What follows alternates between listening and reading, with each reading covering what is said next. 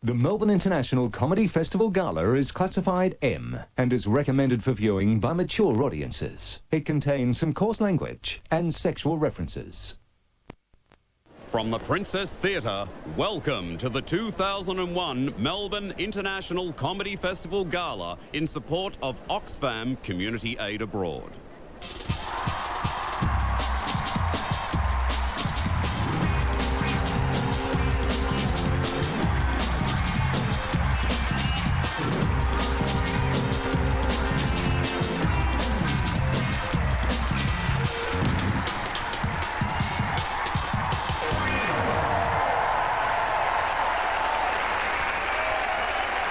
Please make him feel like a comedy god. Your MC for tonight, Jimeoin.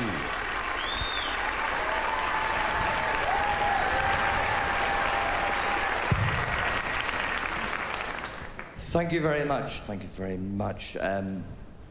Hello, how are you all? Good?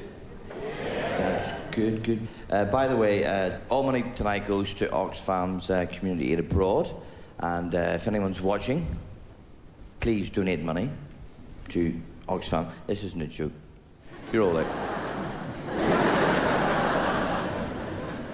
Because you get your teeth out ready for a joke, don't you?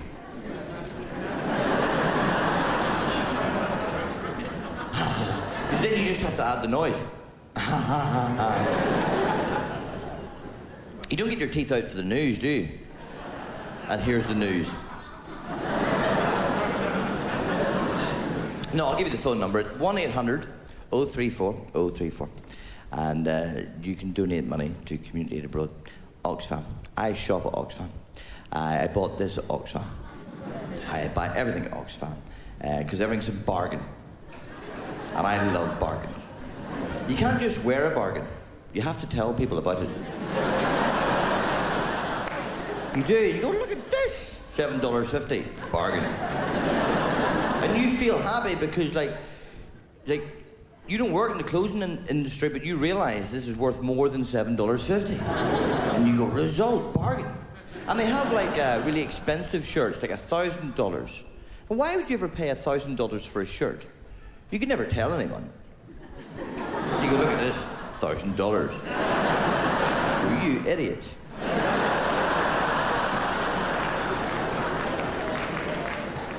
I had a car crash on the way here tonight. I did, I swear to God I did. And I'm not insured, that's the worst of it.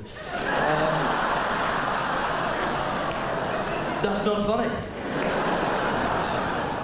No, there was a bit of a traffic jam. I think it was the AFL, the football started. And that was the start of the first couple of games. And I'm into my AFL. It's probably one of the toughest games in the world, AFL football.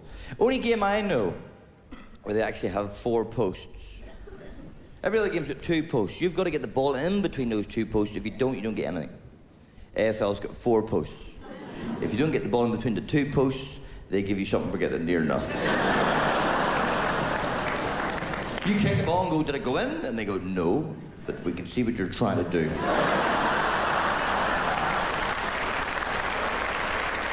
Your heart's in the right place. I play soccer myself, not very well, but I have a go at it. And soccer's a funny game if you have to sit up and watch it. And there's no score, very often no score. And it's terrible, and then they have a penalty shootout, and it goes on forever. I think what they should do with soccer is if there's no score, if it's a draw, last 5 minutes of the game, multi-ball. You know, like pinball. Referee looks at his watch and goes, multi-ball! 20 balls just land the pitch. All the subs run on.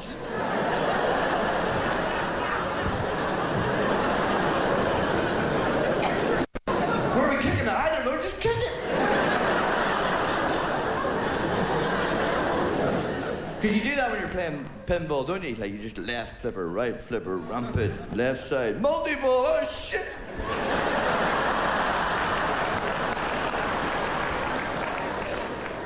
Anyway, ladies and gentlemen, can you please go mad for our first act tonight with the Australian national anthem? A big warm hand for Mr. Adam Hills. Thank you very much.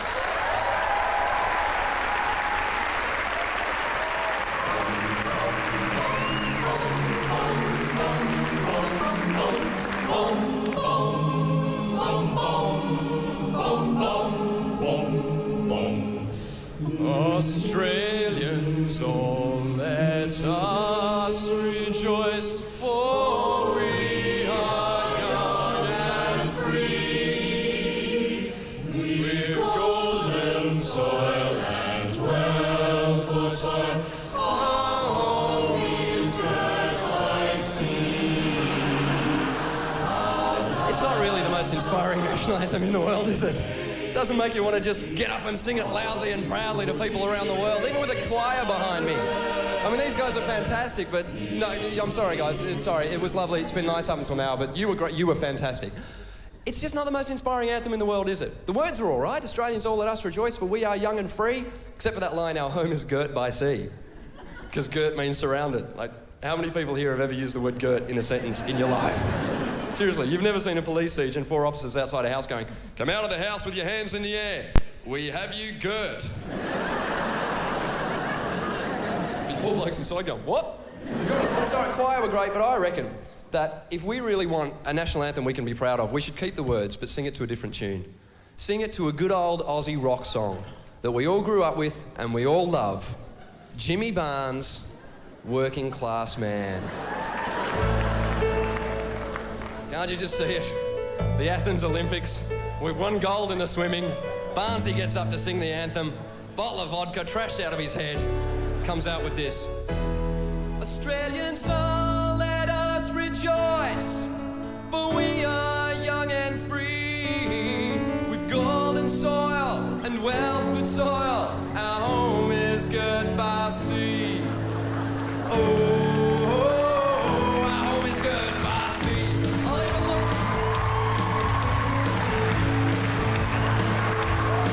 And then about nature's gifts, a beauty rich and rare, that history's paid, that every stage advance Australia fair. Come on, choir. Oh, advance Australia fair. And the second verse that no one ever knows. Within the radiant southern cross, soil with hearts and hands, to make this commonwealth of ours renowned of all the lands. For those who have come across the seas with boundless plains to share. Oh,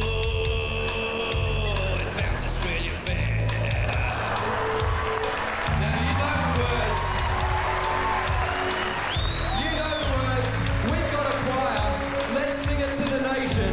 The new Australian national anthem. Sing it with me, everyone.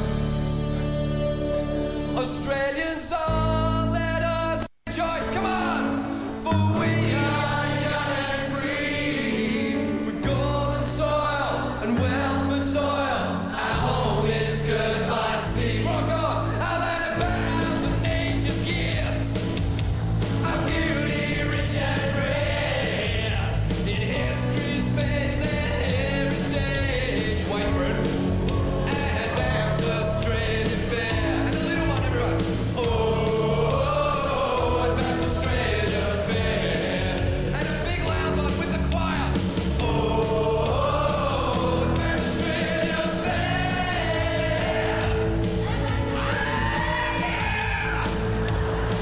Na na na na na na na na na na na na. Telling you advance Australia fair.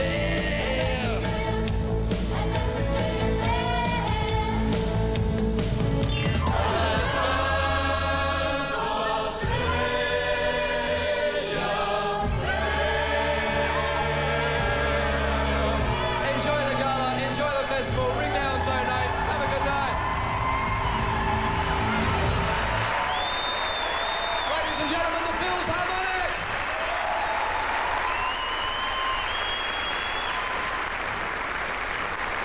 The next act, well, he's only Australia's one-man boy band, Will Anderson.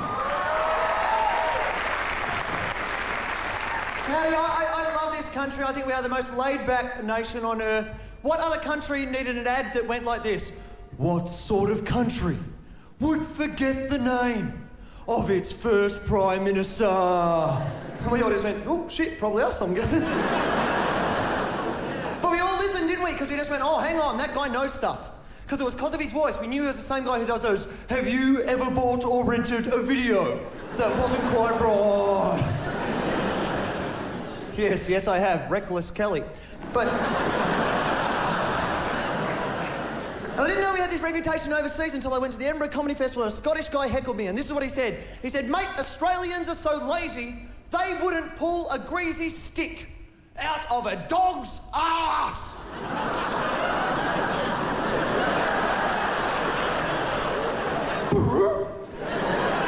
Is that a common expression? I'd never heard that before. I'd never seen that on Burjo's catchphrase. I realised he wasn't even heckling me. He was heckling our entire country. And I thought I had to respond on behalf of Oz. I said, mate, as an Australian, I don't reckon we give a shit. I reckon we're a little bit more worried what Scottish people are doing sticking it up there in the first place.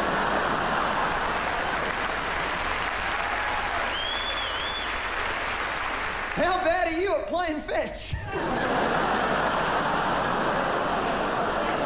What's going to happen if we pull it out? Oh, I'm king of all England.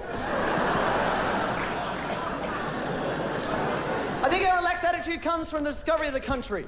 I mean, it's pretty, we told the Captain Cook discovered Australia, let's face it, pretty hard to discover a place that has been owned for 40 to 120,000 years. Somebody would call that discovery, others would call that stealing.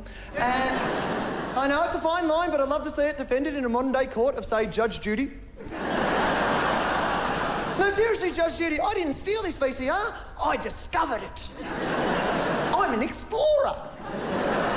But the thing that pisses me off the most is the Dutch. The Dutch, like Dirk Hartog, the Dutch explorer, discovered Australia, named it Endraxtland, after his boat, the Endraxt. Could have been worse. Could have called us Fair Star, the fun country. But what I love is the Dutch rejected us as a nation. Who was at that meeting? So, Endraxtland, want to keep it? Nah, bugger it. It's all sand, but can't wear clogs on sand. Let's go home and eat chocolate and make porn.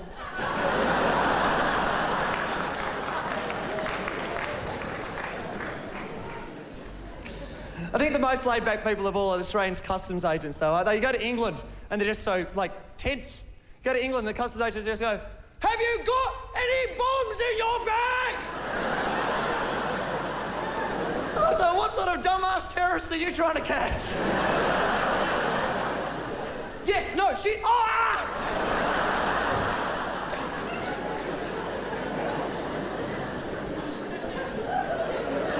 If you come back to Australia, there's one guy who doesn't ask you about bombs or guns, does he? No, just one guy standing there, not even behind his desk, just leaning on his desk. Ass crack hanging about 10 centimetres out of his dax. He looks in the eye, and you're thinking, oh, bombs, guns, that's what he said. Eh, g'day, mate. You haven't got any fruit in your bag. Thanks very much. I'll be with you. Cheers. There he goes, Will Anderson.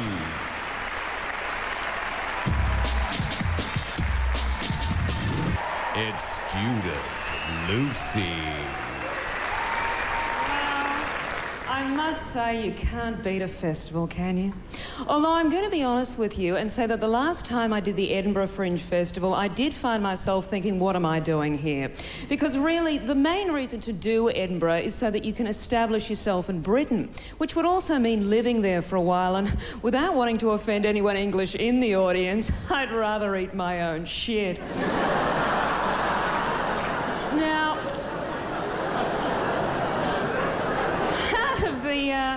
part of the problem is the food. And look, I know it's all been said before about British food, but I am obsessed with the fact that that country is so close to countries like Spain, France, and Italy, but they go, oh no, you can keep your pasta and your paella. It's got nought on our mum's battered offal. What I really love about travelling is that it's not until you leave this great brown land of ours that you realise that no one outside of Australia knows anything about us.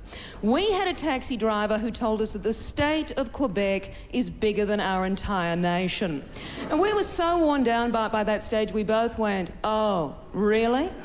No, I'm telling you, he could have turned around and said, hey, I hear your Prime Minister's a wombat. And I would have gone, yeah. He's got some pretty weird policies, but boy, can that guy burrow. But, little bit of political correctness happening up the top there. But now the main difference that I noticed while I was in Montreal was with the audiences. Because I reckon I've done enough gigs to know that most Australian audiences, when given the choice between audience participation and walking around with chili paste in their underpants, will go, I love a burning clacker every time. Not in Montreal. Oh no. I was doing a gig where the compere was talking to this woman in the audience, and she has just suddenly sprung out of her chair and produced a photograph of herself of when she was a lot larger, which she's proceeded to show everyone. She's like a bloody walking Jenny Craig commercial.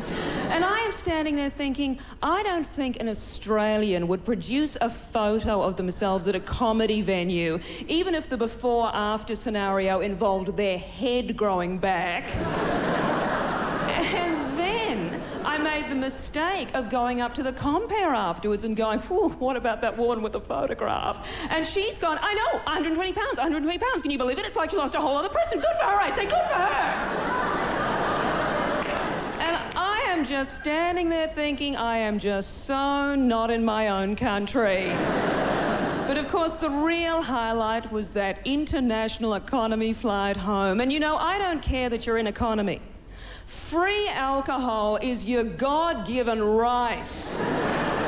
Thank you, fellow problem drinkers. And at one point, I've asked the flight attendant for a drink, and she's gone, I'll see what I can do. And I thought, no. I'm not asking you to do me a favour.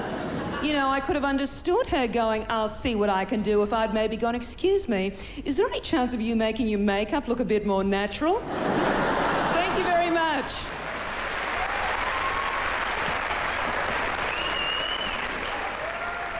Take him to a Centrelink. He's 2 days late with his doll form. It's Dave Hughes. Fantastic, great to be here. So I had actually bought a new shirt for the night and still got the creases in it, but it's a non-iron shirt. So what am I meant to do about that? Had some bad purchases. I bought a bag of snakes alive the other day, opened them up, and they're all dead. Must have suffocated in the bag. Put some air holes in me bag, I'll call it dead snakes. It's fantastic. There's a lot of products annoy me. I'm getting very angry about jam at the moment. Very angry about jam. Not the normal jam, like strawberry jam. Jam Mum used to make. Jam you can trust. This weird new jam, this fruits of the forest bullshit, you know? I mean, what sort of weird-ass fruits live in the forest, you know? I haven't got time to find out. And if you're a fruit and you're not good enough to have your own jar, you've got to hang out with all these other no-name fruits just to get in a jar. That's crap. Hire a publicist, lift your profile and go out on your own, I say. I reckon fantastic. Tell you whose profile's high at the moment, Ian Thorpe. The Thorpedo. He's gone through the roof. We love him. He was in Tasmania the other night and he won, 100 metres he won, but he only gave us, the commentator said, he's given us the single fist pump afterwards. But he normally gives us the double fist pump. I'm thinking, Ian, you're getting arrogant. We're barracking for you, mate. We want the double fist pump. The single fist pump's not good enough, mate. But he can't do a thing wrong. Recently he said he was thinking about going to university and he's going to go to uni. He hasn't done his year 12, he's going to go to university. And all his universities say, yeah, we'll let you in. Because he's obviously smart. Because he knows when he touches the wall, he's got to turn around, you know? Tell you what I'll tell you about in Melbourne, the bats of the gardens. Poor old bats. What about the bats? They're hanging out in the gardens, trying to have a good time. Everyone wants to cull them. Culling the bats. And I said in the paper today, so I'm only going to cull 1,000 of them and scare the others off. They're bats. They mightn't be that smart. They could be hanging around a tree and one of them goes, well, where's Trevor? I don't know. Let's go eat a rose bush. I don't know. But everyone needs a home. I recently didn't have a home. I've got a home now. It's great. I live with a girlfriend. It's fantastic. A little while ago, I had to move in with people I didn't know, though, which was weird. because I was moving with 3 girls, and the day I was moving was weird, because as I was about to move my stuff in, one of the girls living there sat me down. She said, "Dave, we don't like pornos, mate. We don't like pornos." I said, "You're right. I don't like them either." And on second thoughts, I won't need any help unloading the boot. You know what it's like. You're at the magazine shop, you think there's a hint of rain outside, better buy the mag with the plastic around it. Have a good night, guys. Hey, you. Make him feel like a chap from England. It's Chris Addison. Well, I'd say it's a genuine, without wishing to sound cheesy, it's a genuine pleasure to be in your lovely country. The last gig I did was in a town called Kinross in Scotland, which is about, I would say, the size of the stalls here, and about 1/10 of the population. And the council got this campaign to really put Kinross on the map. And they've got a brilliant slogan and everything, which is Kinross, King Great Place, which I think is a sort of genius. On their parts. Listen, citizens of Melbourne and environs, time is pressing, so I'm just going to get straight to the point. How many of you, by acclamation, which means shouting, in case there are any Americans here, how many of you use computers in your working lives? Yes. And how many of you have them at home? Yes. Now, I don't know about you, but computers are going to kill me. I'm of the generation, I'm in my late 20s, right, early late 20s, and I'm of that generation that genuinely believed computers were going to save us all. It turns out I'm going to die from an ulcer brought on by the stress and the strain of I'm going to get an ulcer, it's going to burst, I'm going to die. That's what's going to happen. Just from the minute I turn it on, my computer pisses me off. You know when you turn your computer on, the first thing it does is it makes that noise. You know, you turn it on, it goes, ta-da! A fanfare. The least appropriate and most arrogant noise it could possibly make. You know that more appropriate would be if it was an embarrassed cough. If you turned it on, you just heard, sorry. That's more what you should hear. Because you know that all it actually means is, ta-da! Game of Minesweeper? Anyone? Cards? You think, well, I've got cards in the drawer. Yeah, but don't do this when you finish.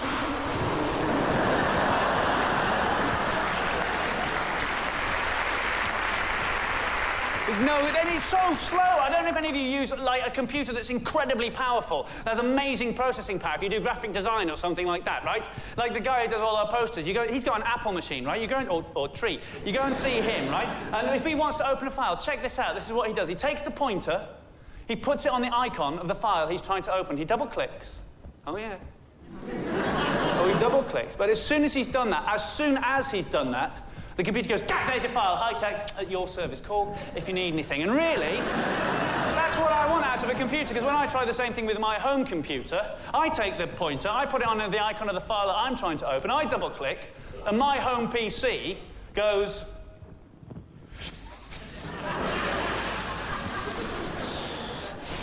Oh, any sign of that file, Kev? Do we know where we put that? Saw it Friday. And within 5 minutes, you're going, for pity's sake! I paid $1.50 for you, you jumped-up abacus! They are most... And they're so slow. I swear to you, right? I'm a writer. I write about 8 hours a day. I would say my computer, on average, crashes or freezes about once an hour. And I'm only word processing. I'm not trying to cure cancer. I'm not doing anything difficult. I'm just writing, and I'm moving the pointer from there to there, but it stops there. Why? I think maybe computers are just like the rest of us, and they kind of drift off and daydream during their working lives. You know, the pointer gets to there, and the computer just goes, no. Oh, I wish it was a mainframe. Special effects. I'm convinced if he went to Bill Gates' house for a party. Oh, the laughs. They'd be talking, food. There'd come a point in the evening when he'd turn to you and say, that's an interesting point you're making there, Chris, about the real world. Would you like another glass of what?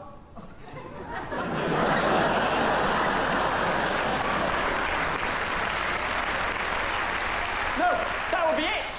There'd be no way you could get him to pour the wine except by going out of the house, ringing the doorbell, coming in again, having all the same conversations because he hadn't remembered any of them. Australian Chris Addison, see you again.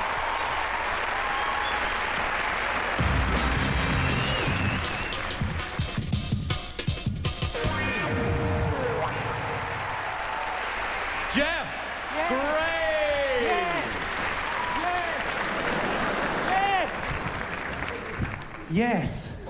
Oh, hello, everyone. How are you? It's nice to be here. I'm not feeling great today. I found my first grey pubic hair today, ladies and gentlemen. Yeah, in a kebab, unfortunately. You don't expect that, do you? Can I speak to the old guy, please? Yes, he knows who he is. Can you take him off kebab-making duties, please? Because it's weird. Age creeps up on you, doesn't it? You think, oh, I'm really young, and then one day you catch yourself tucking your shirt into your underpants.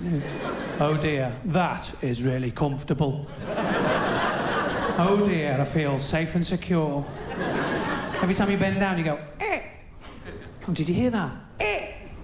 You start to like your mum and dad again, don't you, as you get older?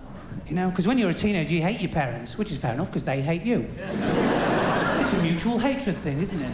I'd love to have teenage kids just so I could take the piss out of them. I'll go, I'll pick you up from the school disco and then turn up in my pyjamas.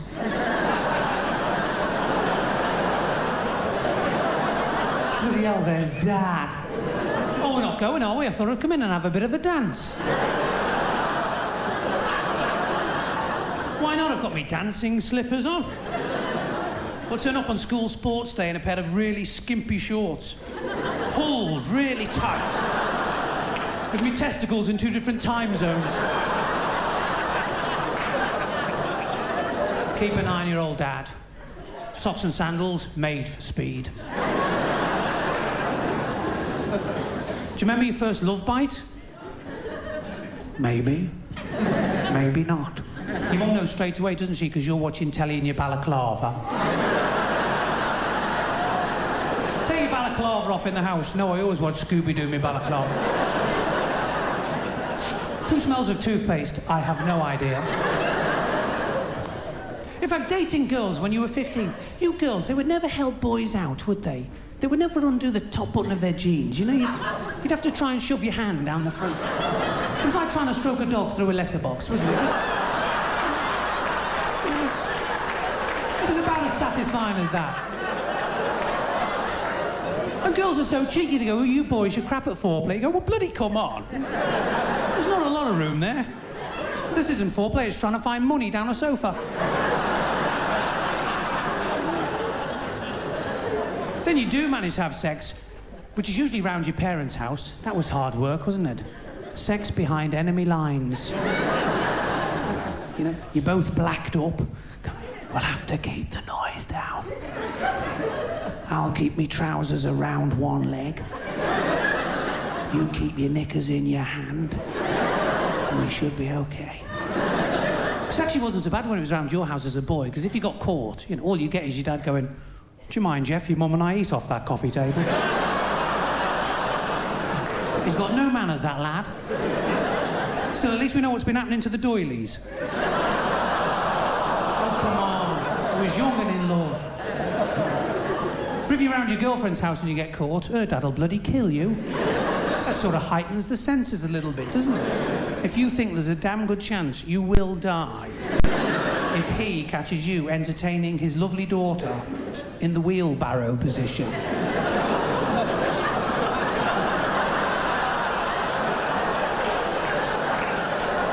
Oh, hello.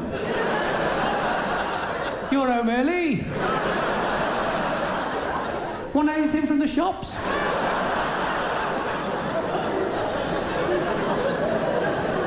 Because women don't care, do they? They're fearless. They're all, yes! Yes! Shut the fuck up! Yes! It's like a car alarm's gone off in the house. I just walked past her and she went off. I never touched her. I was as frightened as you. Look, I jumped out of my trousers. Thank you very much indeed, ladies and gentlemen. Jeff Green. No, it's not an aging porn star from the 70s. It's Tripod. Hey, folks, how you going? Look, we're going to get straight into it. This is a song from our new show. The show's called Tosswinkle the Pirate, and the song is called Ghost Ship. And I just want to warn you, it's a little bit scary, all right? Very scary. E- scary. Oh, yeah, there's musos in the room who are pulling their pants right now. It's so scary. See the lonely township peacefully sleeping. The sun hides once again behind the sea. Most are safely dreaming angel kisses. Butterflies.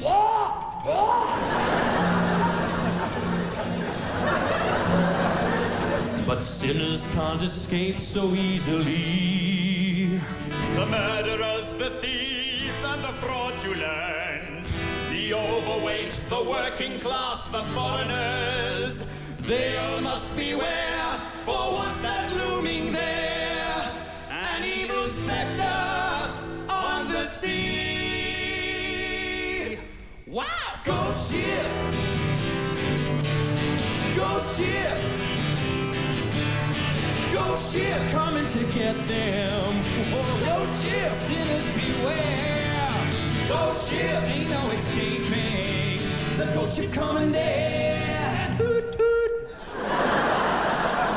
What was that, Yon? It's the ghost ship. Toot toot. Oh, Yon, it's gonna be really scary. Toot toot. Oh, really disturbing. Milky discharge. Its masts are made of piled up skulls. Its decks are made of human nuts. Its sails are made of sailor skin. Its guts are made of guts. It's a feat of engineering. I wonder who built it. I wonder who built it as well, Yoni. Out in the night, under the ocean stars. I was standing with my baby on the boardwalk and the ghost ship was there. I took her to the pictures, and then I took her home, and then I took her to heaven. You know what I mean? Baby, tell you about it, baby. I don't want to stop it or anything. I'm going to go with some of the chuckles out there and suggest that a few of these punters have spotted the same inconsistency that I've spotted. When did this suddenly become about some woman? Well, I kind of figured, like, if our show, Tyson McGill the Pirate, is like a concept album, this Ghost Ship song would be the first single lifted off it, yeah? And I figure the guys love the evil ghost ship, scary, demonic, whoa, boogeyman kind of stuff. But as soon as you talk about love, now you have the ladies listening. Because the ladies want to imagine they're making love to the singer.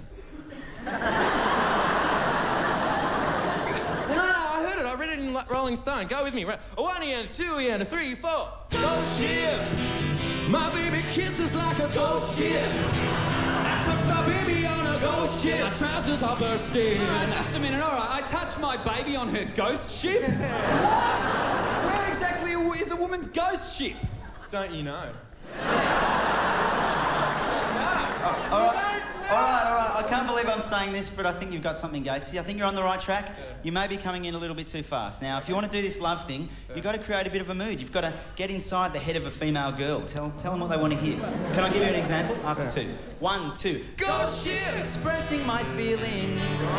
Ghost ship! Being a good listener. Ghost ship! Thoughtful companion. I don't even know what this song's about anymore. It's like foreplay. Yeah. No! It's not about foreplay. It's about a horrible spectral ship that comes and gets sinners. What are they wearing? No! Look, focus. If there's a woman on it, it's because she's a sinner. Yeah. Do you get it, right? The woman's a sinner. She's gonna be dragged away. But not before I bone her on the boardwalk. I bought a sentimental card. With flowers and a pink design behind. She'll be torn apart by demons while she's touching my buns. Ghost ship, caring environment. Ghost ship, den of the damned. Ghost ship, overtly sexual. Murderous, empathy, nude. Banshees, thoughtful. Ass. Ghost ship.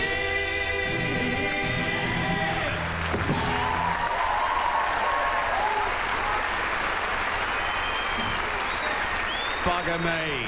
That was Tripod.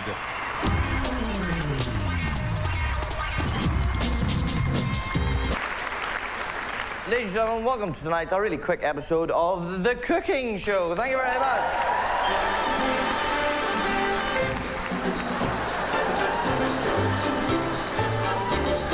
Bob Franklin, thank you very much.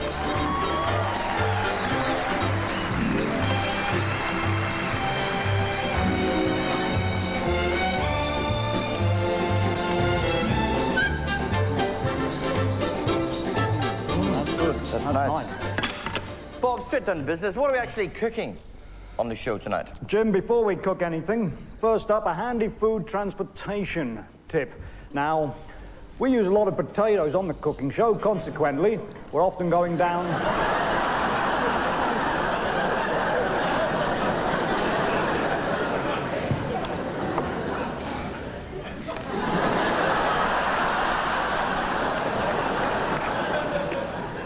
Bob!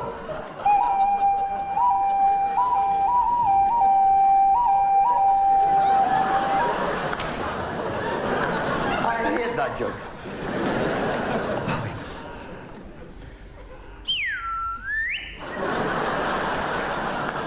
That's always funny.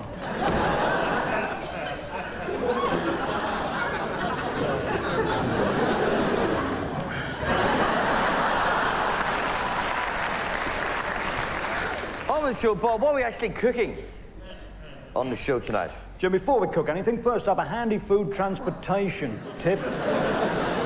Now, we use a lot of potatoes on the show. Consequently, we're often going down to the potato shop to purchase said potatoes. Quite frankly, we're getting a little bored with traditional potato-carrying vessels. Jim.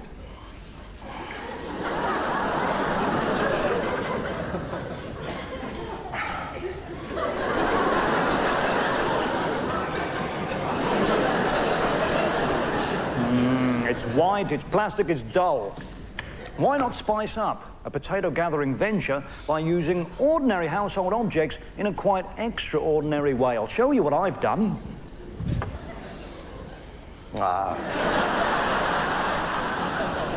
I've popped one of my potatoes onto the end of this ordinary household umbrella, or swizzle stick, as my mother used to call it. She's in a home now. Best place for her. And once that's on the end there, that sits very comfortably on her shoulder, like so, and leaves one hand free for waving. Good work, Bob. What I've done myself is I've gone for an ordinary household plunger, and basically in the theme of the 2000 Olympics, pop your potato in the top, and you're off.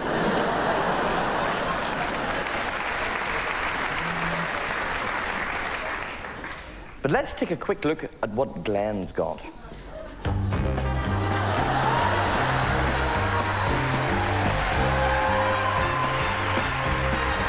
Yes, Glenn's sporting a off-the-shoulder six-pack, which sits just as comfortably on the hip as well. In fact, there's Glenn and Bob at a party. That's good work, Bob, and good work, Glenn. Thank you very much.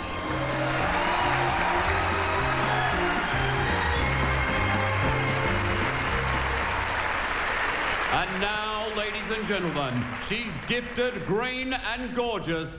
It's Deidre O'Kane. Good evening, Melbourne. It's fabulous to be here. And for those of you who don't know me, I am huge in turkey. I'm also the only woman in the show that I'm doing in the festival. It's just me and a couple of blokes, which is great, because I feel like your man from the Corrs. You know, I am actually one of 4 or 5 sisters, I can't remember, but I often tell people that it was inevitable that one of us would end up doing comedy, because for years, my mother told us that the whole town was laughing at us. Ah, yeah. I often wonder, how is the town getting on without us? Because I do a lot of travelling with the stand-up, you know, and I actually did some gigs in Hong Kong on my way here, and I discovered a really interesting thing when I was there. If you go for a massage in Hong Kong, you'll get a regular massage. But if they suspect that you might like something a little more erotic, what they'll say to you is, would you like a happy ending?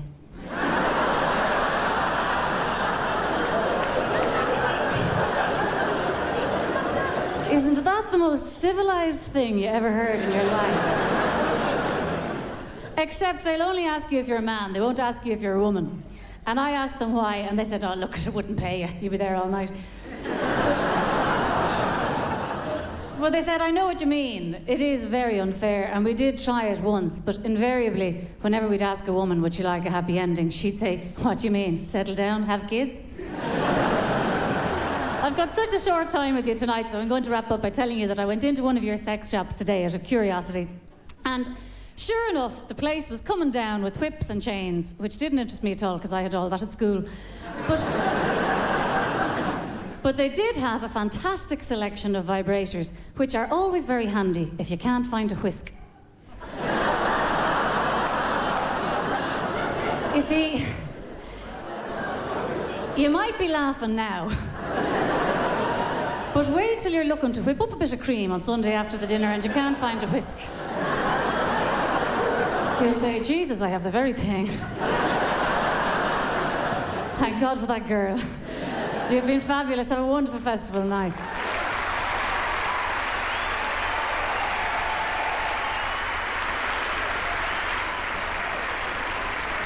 Here is an act. He's here as part of the US-Australia Prisoner Exchange Program. From the swampy badlands of Tennessee, it's Otis Lee Crenshaw! Thank you very much, people.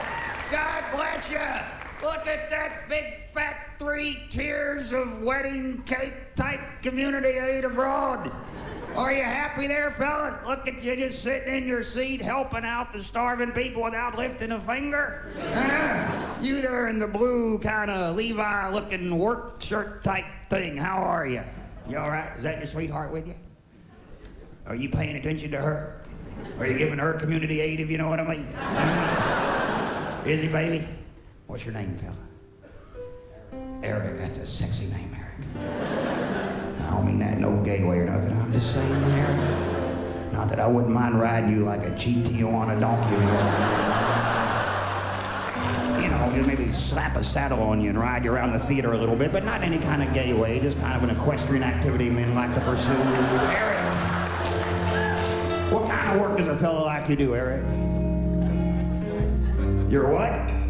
A machinist. God, that's sexy. Well, let me tell you something there, machine boy. I know a little bit about physics and engineering, and I can tell you there ain't no better machine than a woman. And you gotta pay a little less attention to your schematics and a little more to your sweetheart sitting right beside you, machine boy.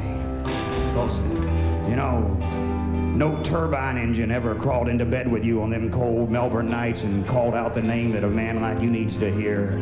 It never called out. That's right, machine boy.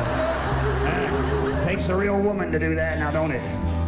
Because all your Phillips head screwdrivers and torque wrench sex ain't gonna keep you warm at night. And if you don't pay more attention to that baby of yours, well, she's gonna walk right out on you and leave you for a man with the more qualified understanding of machines, huh? Yeah, she might leave you for someone who works with turbines.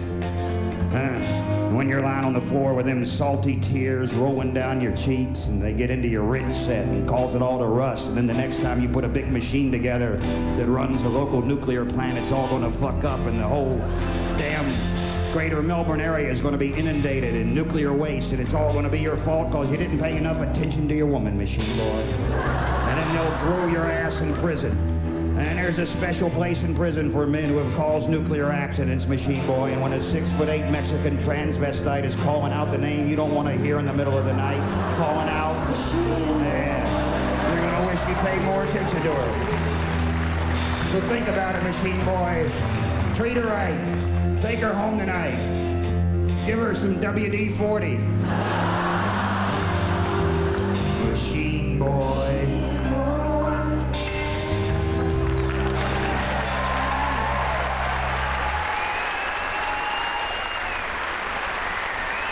I guess we do that Machine Boy song every night. It's never ever worked before, but thankfully tonight. Yeah, good for you, fella. Keeping Australia running, huh? Yeah. Because you got to remember, folks, take it from me, because I know what it's like to be a little bit lonely. You know what I mean?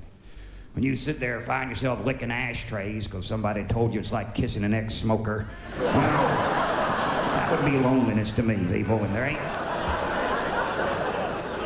Ain't no better feeling in a man's life than when a woman walks into that big crowded room and stares across that sea of faces right into yours and says, he's the one. Most time it's happened to me has been in a police lineup, but what the hell?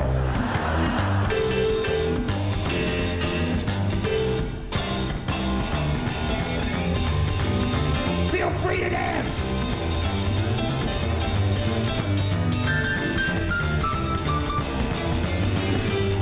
I'm on a 6'1" against the chart on the wall, but when she's identifying me, I feel 10 feet tall. There's only 5 guys here, so if she singles me out, kinda makes me feel special, makes me feel proud. Well, she can put her finger on me, the rest of her too. Any kind of attention from that woman would do, but women call it stalking. Women call it stalking.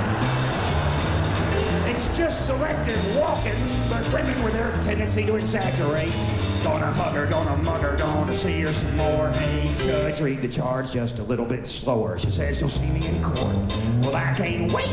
She calls it a trial, but I call it a date. When the judge throws a book, I'll pretend it's a bouquet, 'cause I'm gonna marry that woman someday. You can tell a woman that you love her face to face, or you could do it from a phone call that can't be traced. Women like dinner, women like lunch, women like roses that come in a bunch, and women like flowers and hedges and trees. Unless you're standing behind one, then they call the police. When I see her, there'll be tears down my face. It might be love and it might be mace, but women call it stalking. Women call it stalking. Just the kind of attention get you right back in prison. Gonna hug her, mug her, see her some more. Hey, judge, read the charge just a little bit slower. Thank you very much, ladies and gentlemen. See you again.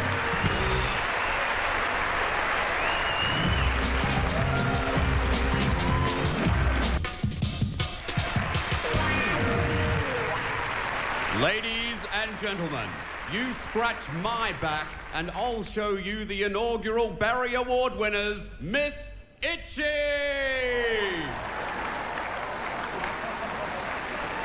Oh, thanks, Guy. Ladies and gentlemen, and funny swollen grumptions alike, it gives me the greatest of deal of moistless pleasure to introduce to you, me, Miss Gerda, and on my outside, the ever-loving, ever-pretty little Miss Candy Goo. Shh, don't tell her my special sex name. Shut up, did you hear me say it, Leanne? No. Phew. Thanks for inviting us to your big posh grown-up gala. Yes, and in honour of your big posh grown-up gala, we're gonna do what big posh grown-up ladies do at the Gala Lala. And we were thinking to ourselves, what is more poshed up, more grown up, more lady lovely than mud wrestling? That would be good, but I didn't get mud. I got mud cake. That's what I said before, mud cake wrestling. Fellas, could you get the mud cakes and the pool of shame?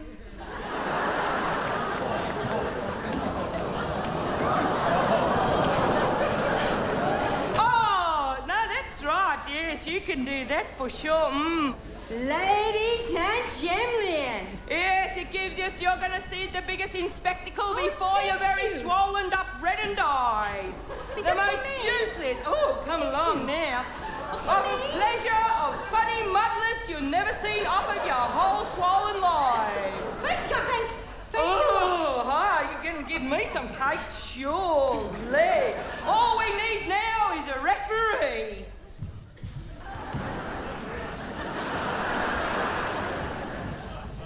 What about the lady all in white? No? A baldly one, a baldly one. wash off. Come on. Hey, you!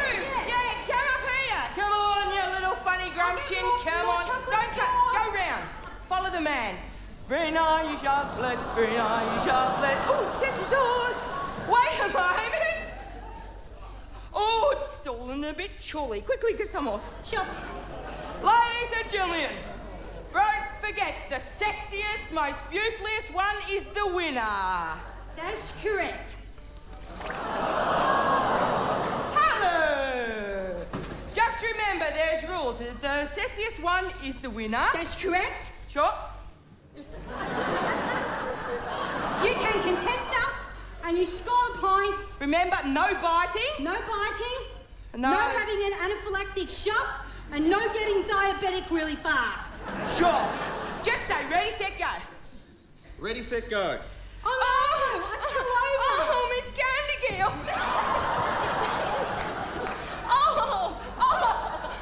Yes! Remember, sex is the winner! Oh, my arms swelling funny. You're useless! I'm getting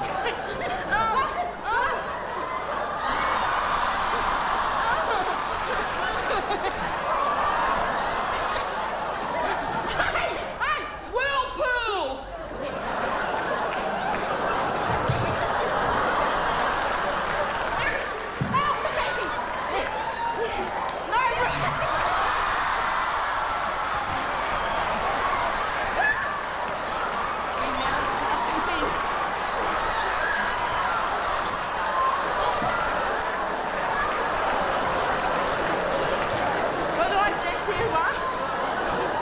Clearly, I am the winner. You come with me for a personal sponge off. How do you look like in a togal and oil? Thanks for being me, Cinchi.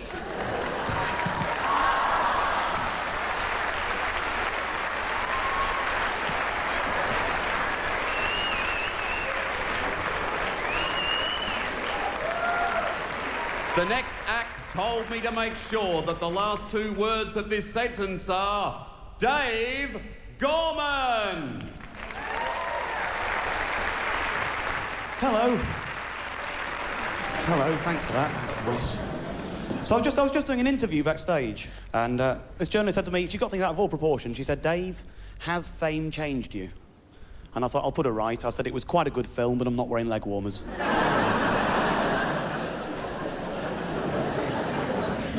I've done nothing but interviews since I got here, and every interview seems to go the same way. They always say, so what did you do before you got into comedy? I say, I was a student. They say, what did you get your degree in? I say, I didn't get a degree, I dropped out. And they say, oh, really? What happened? I was doing a maths degree. Don't hate me. We were doing these lectures about perfect numbers, and I'll just explain that very briefly. A perfect number is a number that is equal to the sum of its divisors. Okay, now that sounds a bit complicated, but I'll give you an example. 6 is a perfect number because it can only be divided neatly by the numbers 1, 2, and 3, and if you add 1, 2, and 3 up, you get 6.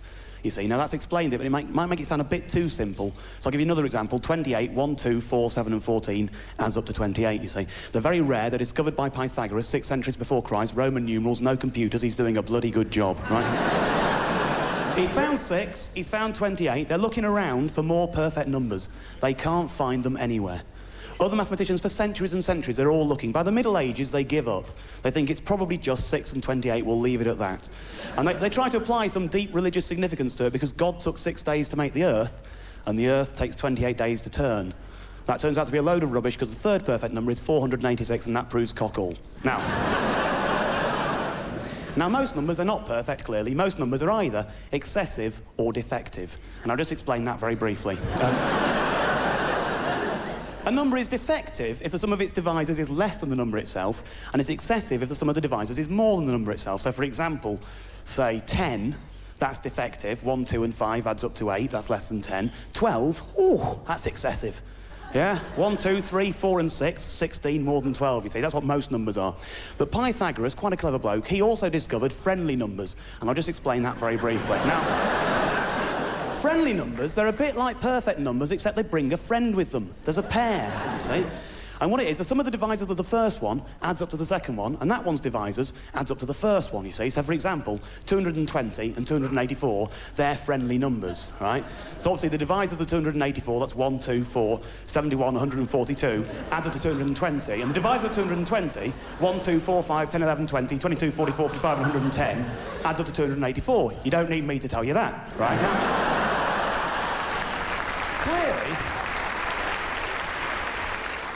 Clearly, you understand 220 by itself, that's excessive.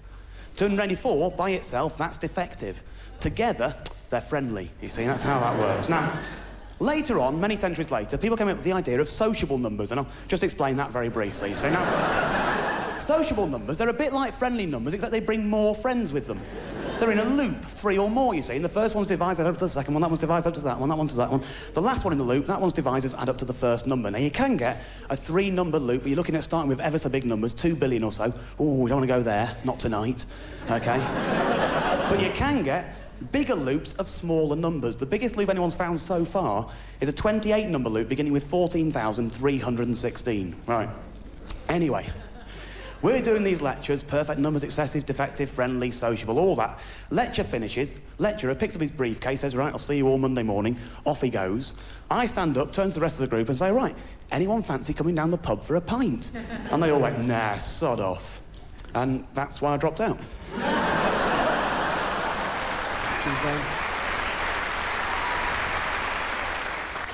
And I'll tell you what, it's really nice having a bit of material that no one else can steal. Oh, it is. Enjoy the rest of the evening. I'll tell you, backstage, I've never been so in awe of the amount of talent in one room. I feel girt by talent. I really do. Enjoy the evening, enjoy the festival. My name's Gorman. Thanks very much. Good night.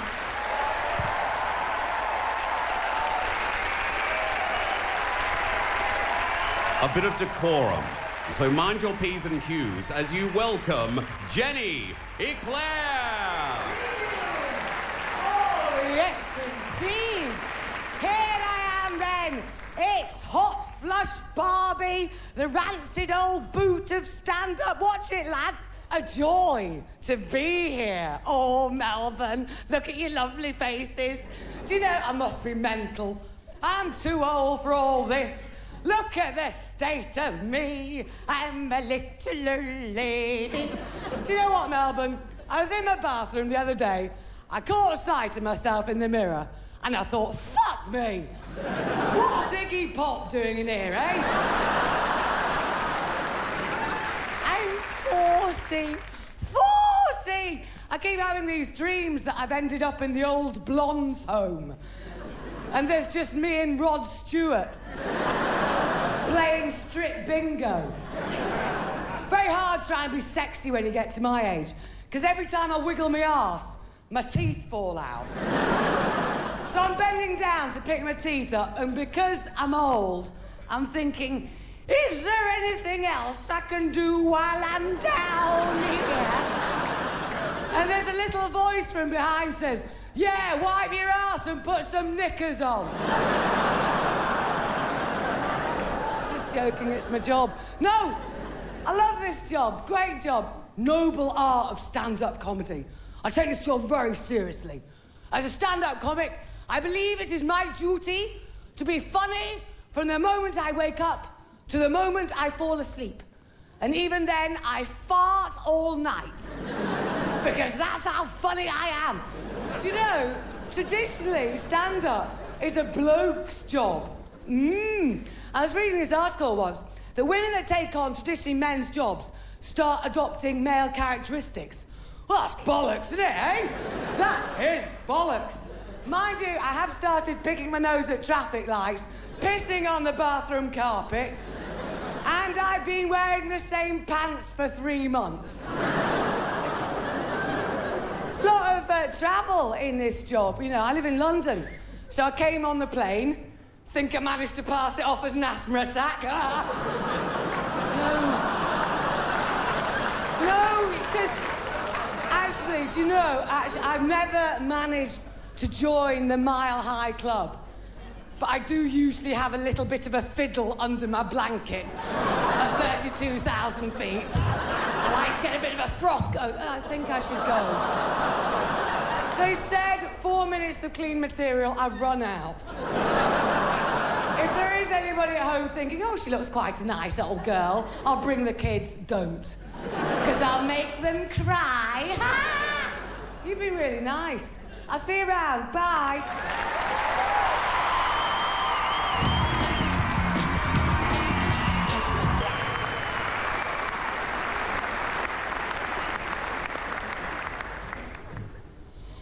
Channel 5, interview commenced.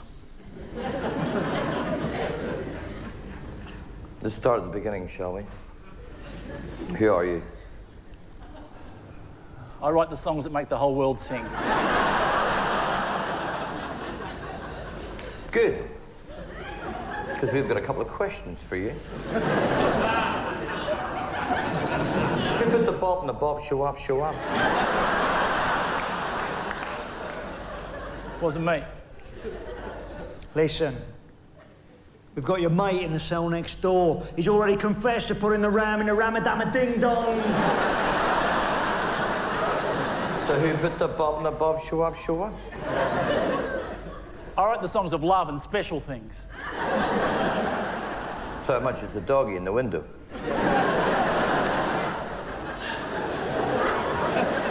What doggy? The one with the waggly tail. I write the songs that make the young girls cry. I write the songs, I write the songs.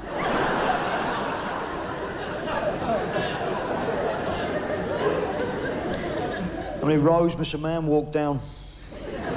I'm just a teenage dirtbag, baby. Don't call me baby. Do you know the way to San Jose? I'll take the last train to Clarksville and I'll meet you at the station. Why? Why? Why? Delilah!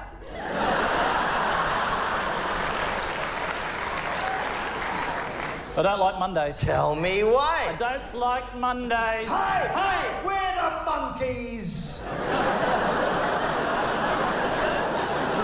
You really want to hurt me? You really want to make me cry?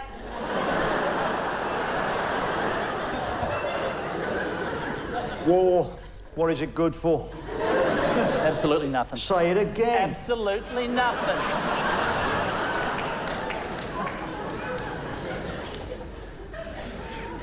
Let's do the time warp again.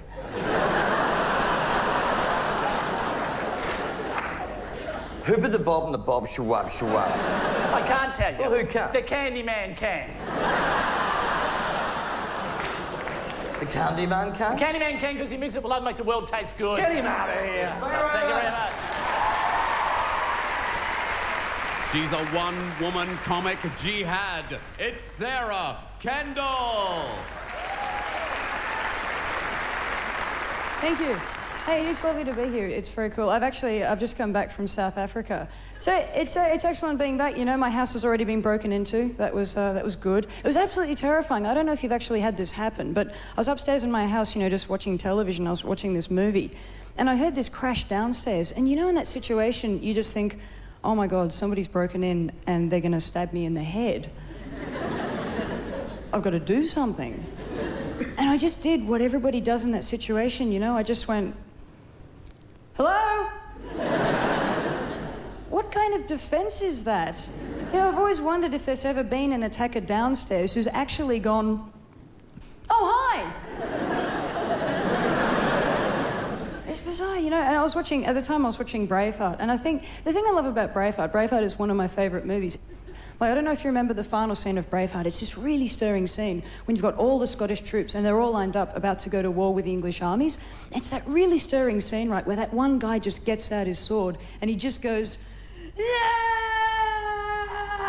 Chucks his sword, it goes flying through the air, lands in the middle of the battlefield, and all the other Scottish troops around him get really worked up. You know, they all just go, ah! And they go off to war, and it's this really stirring scene.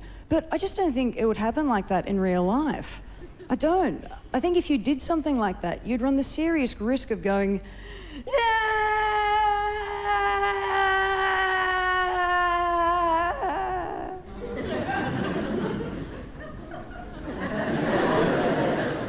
all the Scottish troops going, what are you doing? Well, it was a symbolic gesture. Well, yeah, now you haven't got a sword. Well, yeah, we're going that way anyway. Thought I'd just pick it up on the way through. So it's cool being back in Australia. It's actually, I never thought I'd say this, but I really missed all the deadly animals we have. Like, no, I do, you know, and we're kind of famous for it overseas. Like, you know, I was doing a gig in Amsterdam and I said, do you guys have any deadly animals? And this one person said, yeah, English cows. But we we do have all these deadly animals here. And, like, I've got this chronic fear of spiders. And I think it's because of the music they play in spider documentaries. You know, they always play that...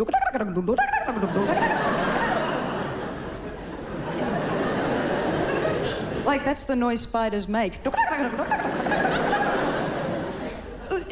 It was so scary. About a week ago, like, I walked into a spider web, and you know when you do that, you just go mental. Yeah. Like, I walked into the spider web, and I was going, oh, God! You know, just going insane. But I was thinking about it. That spider web is that spider's home. I just walked straight into his lounge room and started going, oh, God! Yeah, like, the spider must have been upstairs going... Hello? Thank you very much. Cheers. It's Arj Barker! Australia! Hello! Thank you. I'm in a good mood even though I just lost my mobile. I've never lost it before. And everybody says the same thing. Did you call it? Well, you better ring it. Why? What's the logic? Am I going to trick somebody into giving it back? Thought you got away with it, huh? Well, you didn't. Where are you? They hung up. I just got a computer because I think within the next 10 years, we'll see computers being used to store information. And also, it's got a video game built into it. And it's a space game. Normally, I don't like space games, but this one's three-dimensional. It's like you're flying through space, and meteors are like... They fly by your head! So it feels like the room you're in is the cockpit, and you're the captain in charge of the whole vessel. And it's so realistic. I mean, you forget where you are. The phone rings, and you're like, bridge. Your friend's like, hello, Arj, what? Click, screw 'em. It's too late for their planet. We must save ourselves. And that's how into it I get. And I don't even know how to play it yet. It's called Screensaver. All my friends, we take turns throwing parties. They all threw 70s parties. That's fun once in a while. But if you go to a 70s party every night, it's no longer a party, it's pretty much the 70s. That's not fun. So I did something different, and it was great. I threw an American Roaring 20s party, and it was a great party.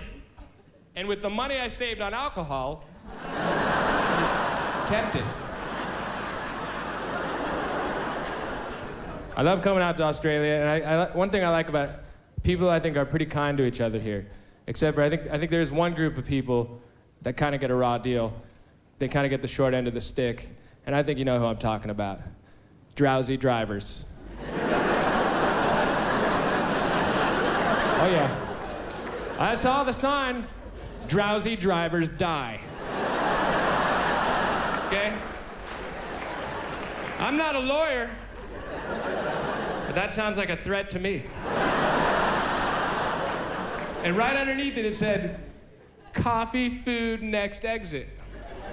I don't know about you, but if I was a drowsy driver, I think I'd be a little paranoid about pulling over there.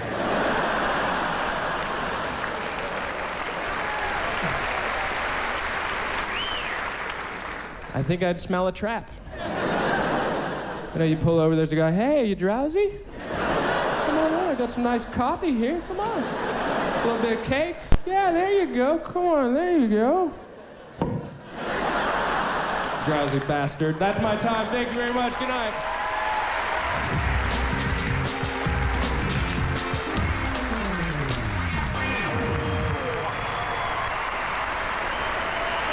Hey.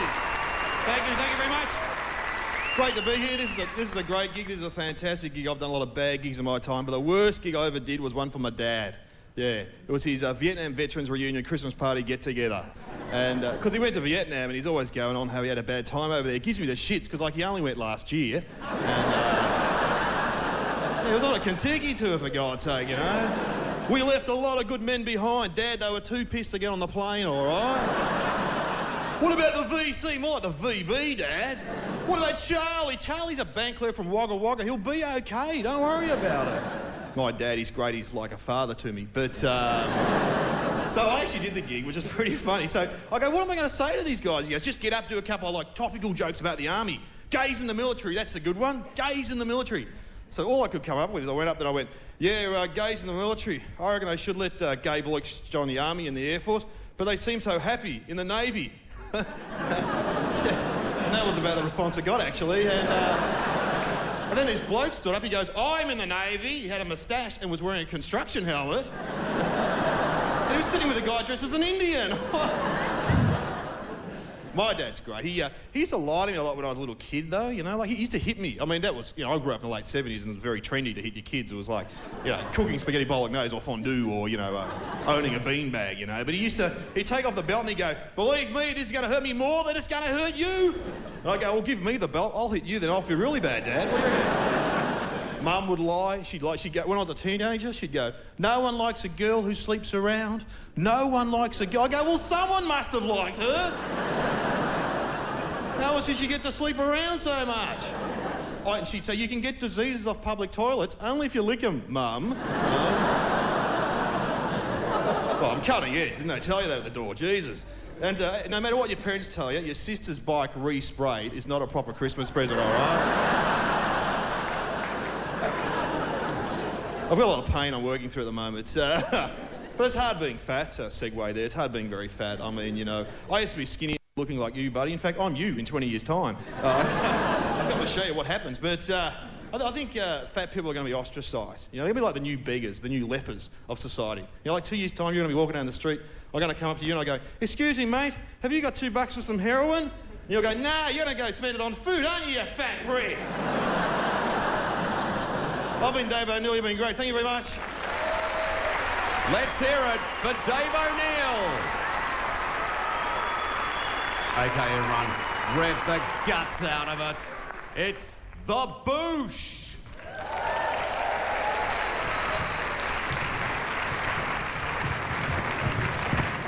Hey now, coming at you. What? My name's Noel, and this crazy character is Julian Barrett. Don't touch me. Such a joker. Yeah. He's always saying stuff like that. Yeah, I'm not joking. Don't ever touch me. Not now, not in the gala, not when we're out buying corks. Oh, never, okay? Don't touch me. Okay. Okay? I thought what we'd do now is, we've had fun, we've had little laughs and little fun times. Yeah. I thought what we could do is get a little bit dark on people's asses. What? You know, I would like to present a little bit of a dark piece to the people. Really? What do you think? Yeah? That's a good idea. I write dark, pithy dramas. Yeah? Yeah. Let's present them with little dark nuggets. Let's do that. Yeah. Well, how? What? What are we going to do? You can be in it. I'll do a piece and you can be in it, a short drama. What, you've written a piece? Yeah. When you were speaking, I wrote it in my mind. Brilliant. You get off and I'll introduce it. So what shall I do then? Well, you can be in it. Okay. Can you act? Can I act? Can you? Not really, no. Okay. That was me acting then. No. Not even through fabric. Okay. Just get off. All right. Get ready and I'll introduce the piece. Okay. Chunk segment. Julian. What? Keep it real. Will do. Okay. Right. This hi. This is a piece which I've written myself with a pen, and it's set in Russia. Okay.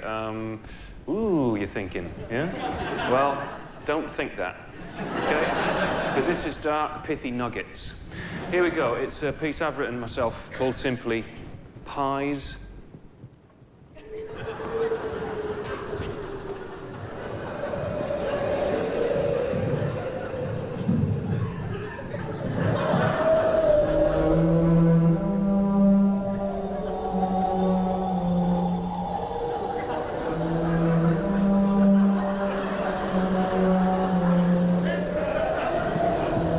Would you like a pie?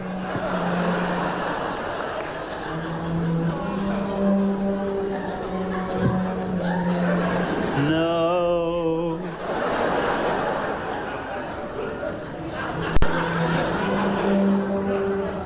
But it is a good pie. Full of nutrition. Last time you gave me pie, I cut into it with my tiny pie cutter, and millions of birds flew out, hitting me in the eyes and the temples. I was confused. It was a trick pie.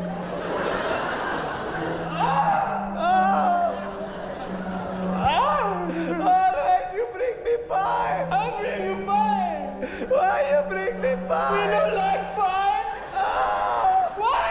Why can't you just tell me you love me? I love you. I bring you pie. It's a symbol of my love. Always pastry goods. Pastry speaks 1,000 words. Why not 3 simple words? Oh. Thanks a lot.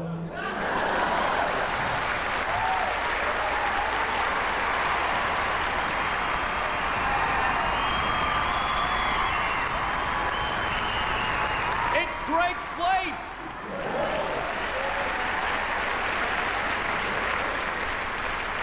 What is the story with when you're in bed and you're waiting for someone else to come to bed with you, right? Not just on the off chance, like you've got a pre-arranged agreement with someone where they will be attending the leisure device with you.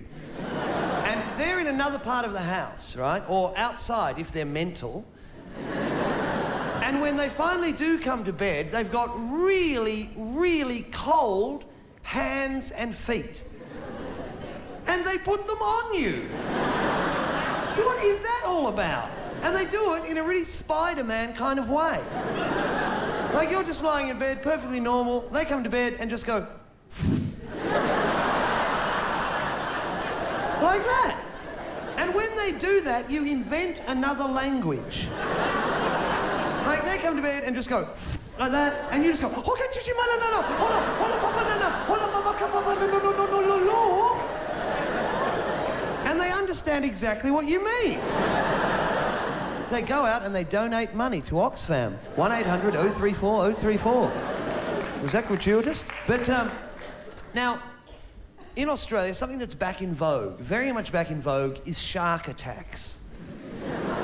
Like, people are getting eaten by sharks again. For a few years ago, shark attacks were very, very not happening on people. Sharks were just swimming around going, oh, eating people is so 1992, you know? Because they smoke. And now it's just fully back on. Sharks are eating people again. And what I love is when people get eaten by sharks, we lose our minds.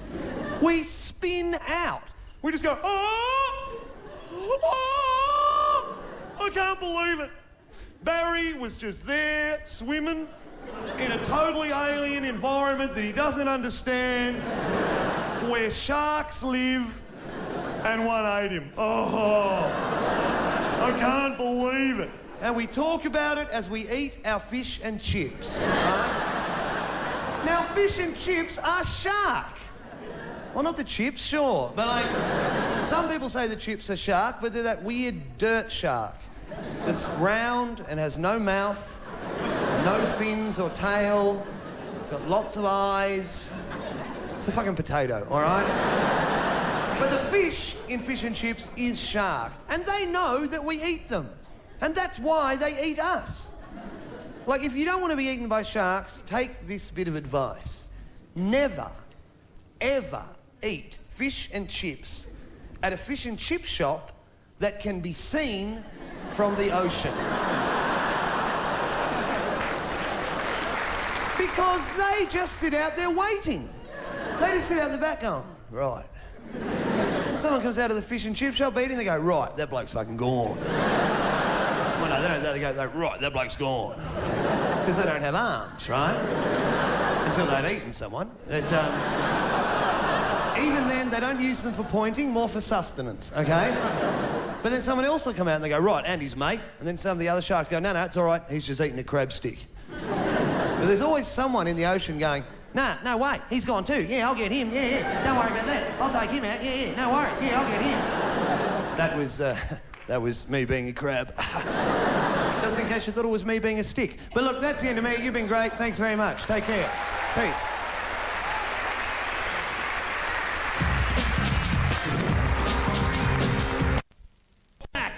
into the room that you just came from.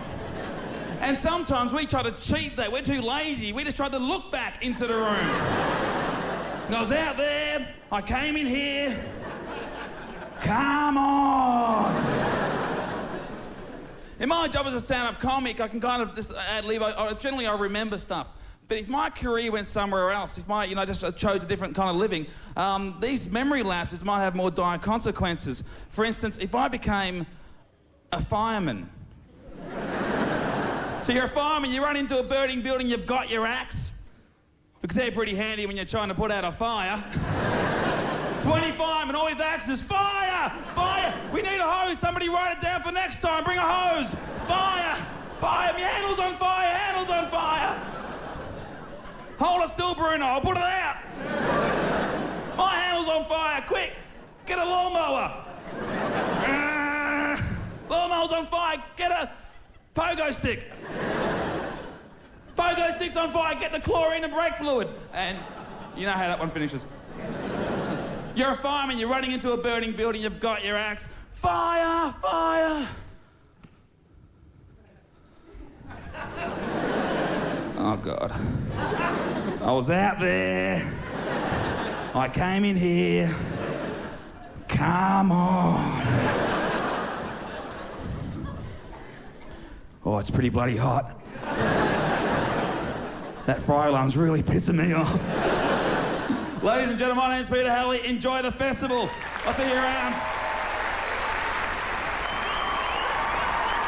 It's Lano and Woodley!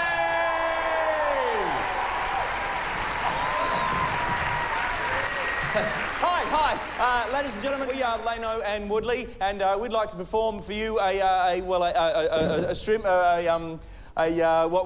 what's your John Dory? What are you doing? We're gonna do the song. We're gonna do my Demis Roussos medley, aren't we? We're gonna. Remember, you said that tonight on the gala I was allowed to do my trick. No, I didn't. No, well, let's not get hung up on the truth.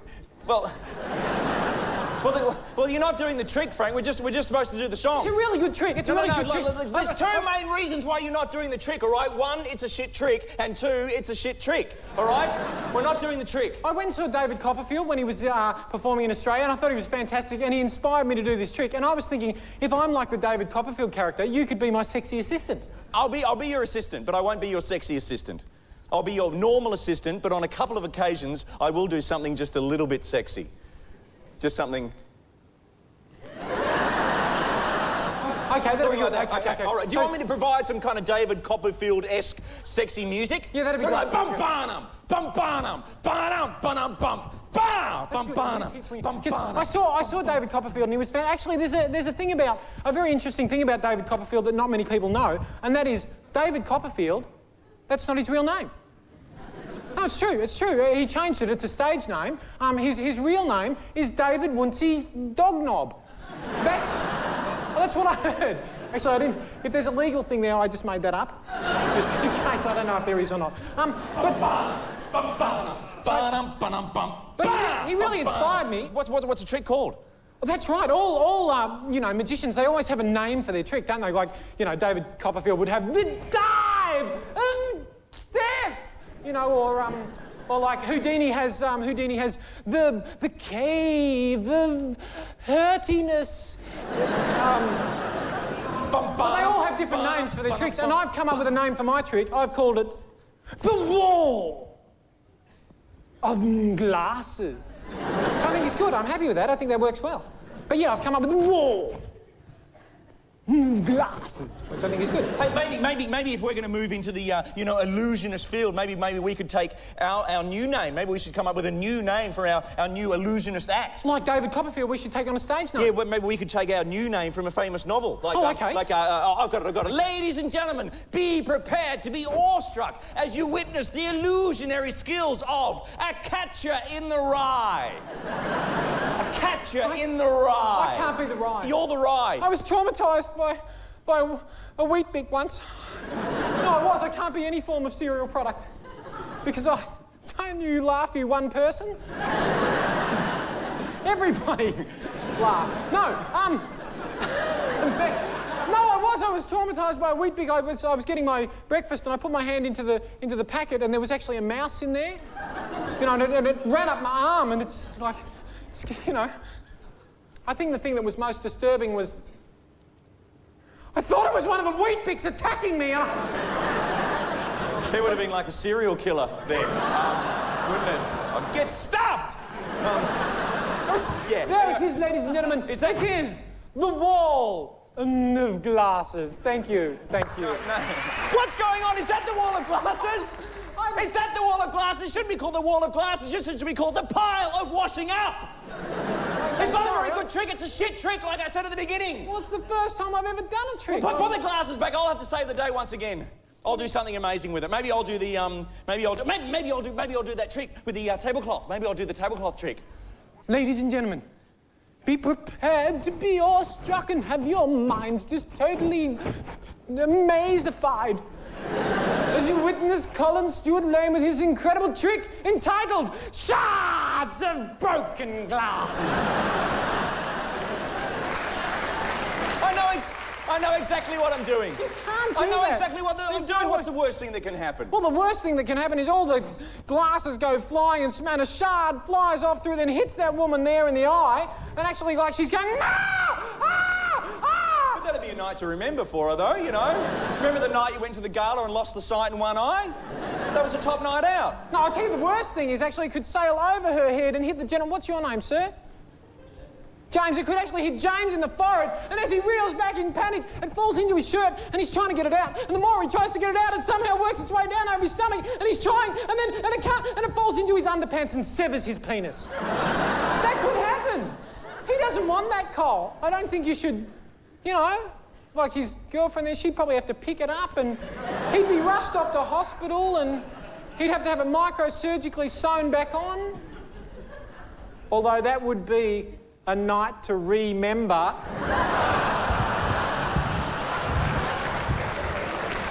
So you right, okay, I'll do it, okay? Hey, it's gonna be I've got the name for the act. What? It's based on a novel. Okay, great. Ladies and gentlemen, be awestruck as you witness The Wall of Glasses performed by Winnie the Pooh. I'm not the Pooh. You're the Pooh. Just as a precaution, everybody in the front row, maybe you should just go like that. Just in case, okay?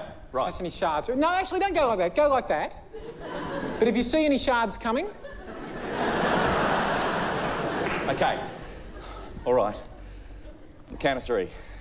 Actually, maybe we should have a big countdown from 5 all together, just to really give Cole some moral support, okay? So from 5 down. Here we go.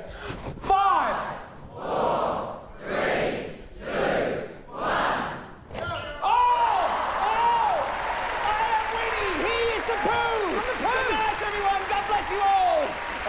Ladies and gentlemen, Lano and Woodley.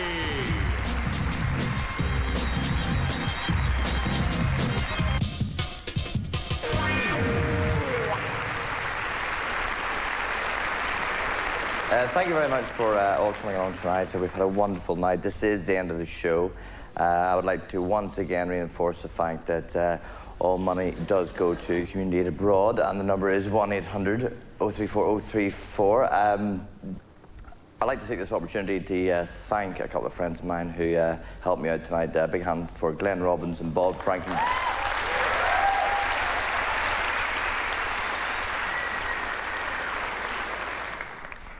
I'd just like to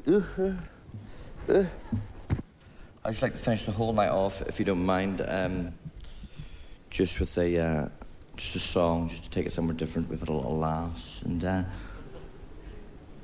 this is just a traditional Irish song. It's called "The Homes of Donegal." We'll just be down here. Right, cheers. All right, here we go. Homes of Donegal. Thank you very much.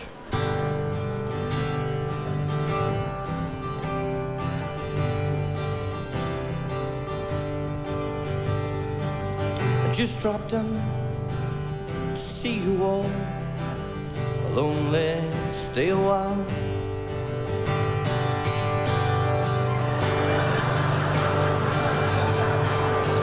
I want to hear how you're getting on. I want to see you smile. I'm happy to be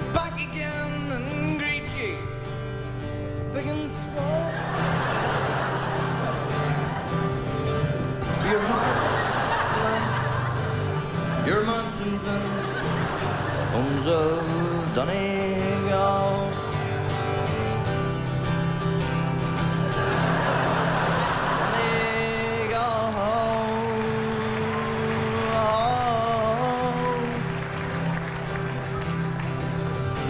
Donegal.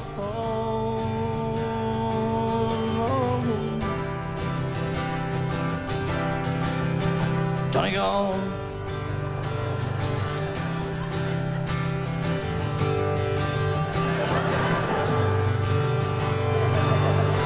Open highway is here again, and I bid you all adieu.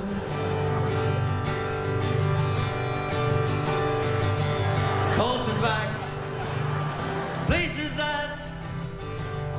I never knew. All around, I'm with you now together, one and all.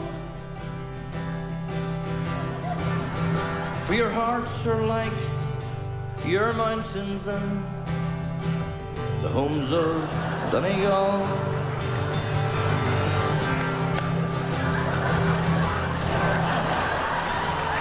Time has come for me to go. Bid you all adieu.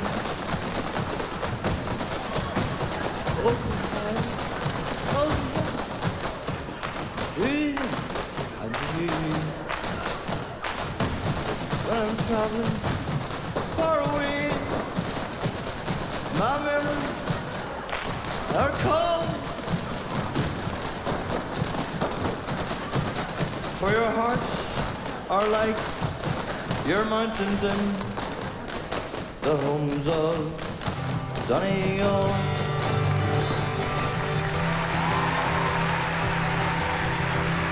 Donegal.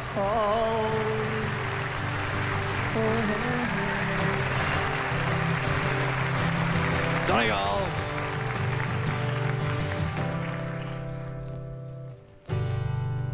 Thank you. Good night.